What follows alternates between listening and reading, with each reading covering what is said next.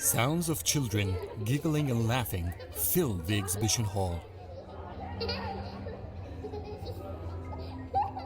Lullabies in the background highlight the beauty and joy that childhood should be. Yet this artwork is about misery, about the 66 young Palestinians who were killed during the last war between Israel and Hamas in May. Their only fault that they lived in an area of conflict. That was the main inspiration, and that was the piece of information that triggered the entire thing. In such a short time, you could destroy 66 families and shatter them. Shosha and her team reached out to all Palestinian families who had lost their children in the war, asking them to share one of their remaining belongings. Some of these items were the last surviving memory of their most beloved, yet they didn't hesitate to share them with the exhibition to show the world how much they are suffering. At first we tried to going into the formal institutions road, but they were so burdened with much more than an art exhibition.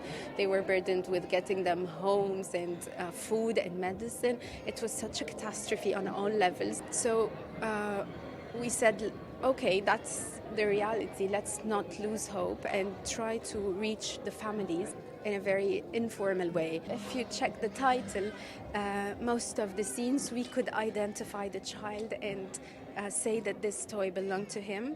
But unlike this scene, the three dolls were not, we did not take them from the families. The families had nothing to give them, and they gave us the permission to dig in the ashes, to dig in the remains of the building. Among the echoes of children screaming and the shocking sounds of bombings, the walls of the exhibition quote what a toy would say about its deceased owner. A toy with no name, for example, means that either this child's entire family was killed or that the family didn't get the remains of their bodies. We as human beings avoid pain. So when I first decided to do this, I was confident no one would be interested to come because it is a painful cause. Already we face pain on daily basis, so we'd like to avoid that as much as we can. I didn't expect people would come. I didn't expect they would be interested to know their stories. When they know their stories, they would feel them that much.